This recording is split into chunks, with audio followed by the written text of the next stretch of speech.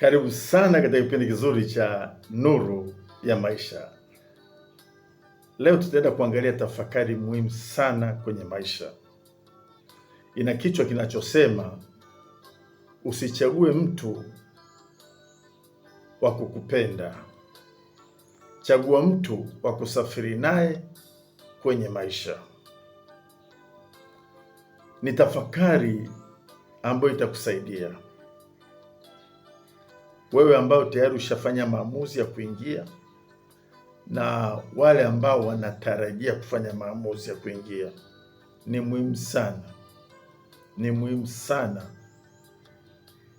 kulisikiliza hii tafakari na kurudia, kwa sababu ukikosea kwenye kuchagua, kuna gharama kubwa sana kwenye safari ya maisha.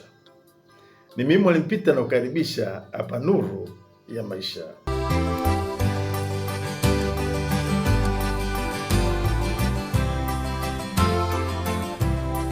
Usichague mtu wa kukupenda, chagua mtu wa kusafiri naye kwenye maisha. Mojawapo ya maamuzi yenye gharama kubwa zaidi katika maisha si kuchagua kazi, si kuchagua biashara au kuchagua mahali pa kuishi. Ni uchaguzi wa mwenza wa maisha. Mwenza sahihi anaweza kuharakisha safari yako ya mafanikio, wakati mwenza asiye sahihi anaweza kukuchelewesha ndoto zako kwa miaka mingi. Mwenza sahihi haji kukukamilisha, kwa sababu ukamilifu huo unatoka kwa Mungu. Badala yake anakuja kuambatana nawe katika kusudi ambalo Mungu ameweka ndani yenu. Mahusiano yenye afya hayategemei mtu mmoja kubeba kila kitu. Yanajengwa na watu wawili wenye maono yanayofanana, wanaofanya kazi kwa bidii, wanaoheshimiana na wanaomtegemea Mungu. Mapato mawili, lengo moja. Watu wawili, ndoto moja. Mioyo miwili, mwelekeo mmoja. Huo ndio msingi wa familia yenye mafanikio. Lakini ukichagua mwenza asiye sahihi, hasara yake si kuvunjika moyo tu. Mara nyingi upoteza muda, upoteza fedha, upoteza amani ya moyo, upoteza afya yako ya akili na fursa. Watu wengi wamechelewa kufikia ndoto zao kwa miaka 5, kwa miaka 10 au zaidi, kwa sababu ya maamuzi mabaya katika mahusiano.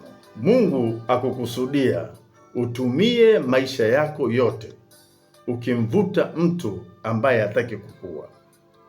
Mahusiano yanapaswa kuwa mahali pa kuhudumiana, kuinuana, si mahali ambapo mmoja anajenga wakati mwingine anabomoa. Usichague mtu kwa uzuri wake pekee, bali angalia tabia yake.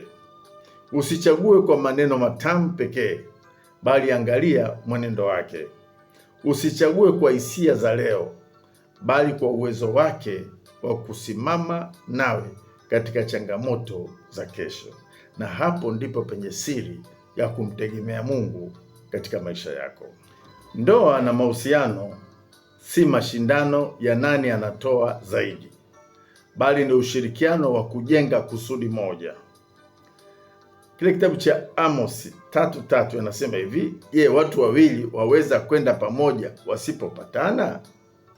Kupatana si kuwa na hisia zinazofanana kila siku. Ni kuwa na maono, maadili, imani na mwelekeo unaofanana.